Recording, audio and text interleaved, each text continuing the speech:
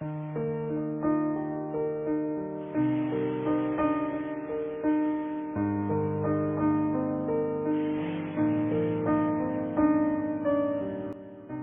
मस्तिष्क बहुत ही क्रिएटिव है और ये आपने बार बार अपने जीवन में महसूस किया होगा। आपने बार बार देखा होगा इस बात को कि कोई समस्या आती है और आप उसका इलाज निकाल लेते हो। और ये तो कहावत भी है कि समस्या ही आविष्कार की जननी है। मानव ने बार बार आविष्कार किए, मानव ने बार बार प्रकृति की गहराइयों में जाने की कोशिश की, उसके रहस्यों को जानने की प्रयास किए और इन रहस्यों को जानते जानते वो बहुत सारी सुविधाओं तक पहुंचा। इन सुविधाओं की होड़ में कि आज आपके पास अगर एक गाड़ी है तो हमारे पास हवाई जहाज होना चाहिए, और इस तरह की होड़ में लग गया मानव। और ये दौड़ उसको इस कदम तक ले आई कि वो दौड़ आपस में एक दूसरे के लिए वैमनस्यता में बदलती चली गई। विश्व युद्ध हो गए, हाहाकार मचा विश्व में कई बार।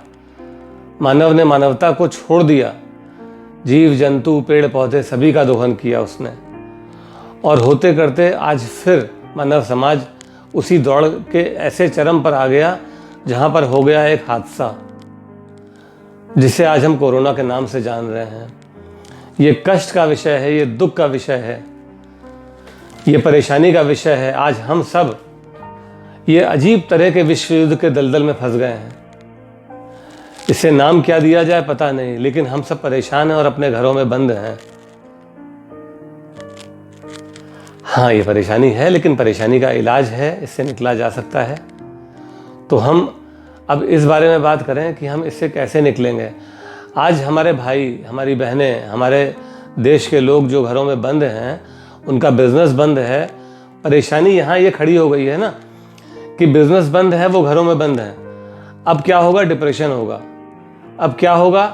घरों में झगड़े होंगे, डोमेस्टिक वायलेंस जैसी चीज़ें हो सकती हैं। तो कुछ ऐसे भी होंगे जिनके घरों में प्रेम हो रहा होगा, वो खुश होंगे फैमिली के साथ रह के, लेकिन जैसे ही उनको याद होता होगा कि आगे क्या होगा, भविष्य हमारा क्या होने वाला, क्या उनको अंधकार नहीं दिखता होगा? दिखता होगा, निश्चित रूप से दिखता होगा। और ये अंधकार उन्हें डिप्रेशन की ओर ले जाता है। तो ऐसे में हमको समझना होगा कि हम इससे कैसे निकलें। क्या घर की हमारा जो भवन है जिसमें हम रह रहे हैं, हमारा घर, हमारा प्यारा घर, क्या उसकी ऊर्जाएं हमें इससे बचा सकती हैं? क्या वो चिकित्सक का काम कर सकती हैं? क्या वो डॉक्टर का काम कर सकती हैं? हाँ, वो कर सकती हैं। वास्तु बहुत गहरा विज्ञान है। हमारे ऋषि परंपराओं ने उस सूक्ष्म तत्व को समझा और उसको समझकर मानव के कल्याण के लिए प्रयोग किया। ज्योतिषी और योग और साइंटिफिक वास्तु जो क्वांटम फिजिक्स के रूप में हमारे सामने आता है, ये मिलकर एक ऐसी संरचना हमारे घर के अंदर पैदा करते हैं जो हमारे सिस्टम को इम्प्रूव करती है, हमारे बुद्धि को परिपक्व करती है, हमारे बुद्धि को ताकतवर बनाती है, हमारे मन को ताकतवर बनाती है, और हमारा जो अंतः चतुष है जिसके कारण हम मानव कहलाते हैं, उस अंतः चतुष्ट को वह मजबूत करती है। तो अब ये कैसे करेगी, इसे समझने के लिए हमें थोड़ा सा गहराई में जानना होगा कि एक और पहलू है वास्तु का जिसे हमारे ऋषियों ने डेवलप किया और ऐसा ग्रो करके हमें दे दिया कि हम उसका प्रयोग कर पाएँ। थोड़ा सा क्वांटम फिजिक्स के पॉइंट से समझाना चाहूँगा। क्वांटम एक ऐसी इकाई है जो एटम से कई करोड़ गुना छोटी है, और इसकी शुरुआत इस क्वांटम फिजिक्स की शुरुआत आइंस्टीन के समय से हुई। उन्होंने इसे एक ऐसा चमत्कारी विज्ञान बताया जो चमत्कारों की परिभाषा बताता है, जो चमत्कारों को एक्सप्लेन कर देता है आपके सामने। ये चमत्कार हुआ तो क्यों हुआ। अब जब हमें ऐसे डिफाइन करने वाला एक इंस्ट्रूमेंट मिल गया तो इस इंस्ट्रूमेंट का सहारा हमने वास्तु में भी लिया। वास्तु में क्वांटम फिजिक्स का रोल कुछ ऐसा है कि वास्तु स्पेस का विज्ञान है, और क्वांटम फिजिक्स कहता है कि जब आप क्वांटम लेवल पे बात करते हो तो समय और स्थान में दूरियां खत्म हो जाती हैं। सारी घटनाएं ऊर्जाओं के लेवल पर ही देखी जाती हैं। तो अभी हम भवन के जो 7 चक्र हैं, ऊर्जा चक्र, उन पर बात करेंगे और उनके सहायता से जो टिप्स मैं वास्तु की देने वाला हूँ अभी, उनमें आपको सहयोग मिलेगा। आपको ये जो 7 चक्र की ऊर्जाएं हैं, ये आपको इस डिप्रेशन से बचाएंगी, आपके घरों में जो आपस का सामंजस्य है वो बढ़ाएंगी और आपको कॉन्फिडेंस देंगी, आपको मजबूती देंगी अंदर से, ताकि आप घर पर बैठ के भविष्य की प्लानिंग कर सकें।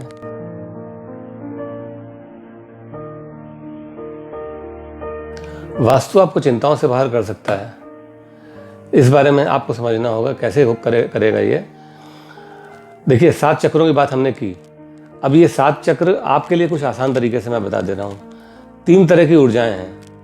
3 तरह की ऊर्जाएं जो आपके घर में रहती हैं वो हैं कॉस्मिक ऊर्जा, वो है ग्लोबल ऊर्जा और वो है टेलुरिक ऊर्जा।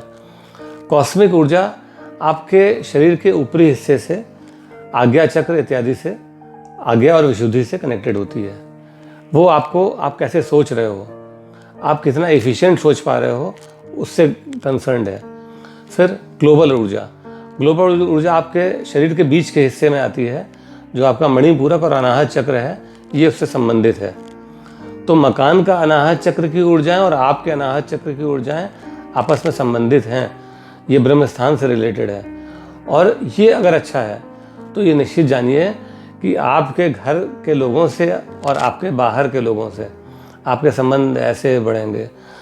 मैंने सैकड़ों बार ऐसा चेक किया है कि अगर किसी कॉम्प्लेक्स की ग्लोबल ऊर्जा अच्छी है तो वहाँ पे भीड़ निश्चित रूप से आएगी, वहाँ आने वालों का तांता बना रहेगा। और साथ ही में अगर वहाँ की टेलुरिक एनर्जी अच्छी है, टेलुरिक एनर्जी अर्थात आपका जो मूलाधार चक्र और स्वादिष्ठान चक्र से रिलेटेड जो ऊर्जा है वो अगर अच्छी है, वो चाहे आपका घर हो और चाहे आपका बिजनेस प्लेस हो, अगर वो ऊर्जा अच्छी है तो आपका जनरेशन ज़्यादा अच्छा होगा, आप फंड्स ज़्यादा अच्छे जनरेट कर पाओगे, आपके जो काम करने वाले हैं वो आउटपुट ज़्यादा अच्छा देंगे।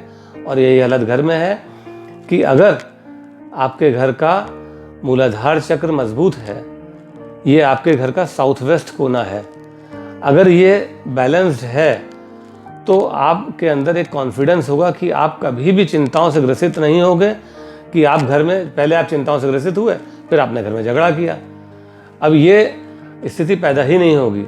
अगर ये तीनों ऊर्जाएं, मतलब कॉस्मिक ऊर्जा, ग्लोबल एनर्जी और टेलुरिक ऊर्जा, ये तीनों अगर बैलेंस्ड हैं आपके घर में, तो ये निश्चित जानिए कि कैसा भी समय आ जाए, अच्छा समय होगा तो आप बहुत बढ़िया जाओगे, बुरा समय होगा तो वो भी आपके लिए कुछ जादू जैसा काम करेगा और आपको वो एक ब्रेक मिला होगा जिसमें आप कुछ नया आविष्कार कर पाओगे, जो आपको इस तरह के समय के बाद जब आप दोबारा मार्केट में जाओगे, उस चीज़ जिस समय आप दोबारा समाज में जाओगे, तो वो आपको चमका देगा एक हीरे की तरह। घर का दूसरा हिस्सा ब्रह्मस्थान है, जिसे इम्प्रूव करने के लिए घर की वास्तु नाभि यंत्र होता है।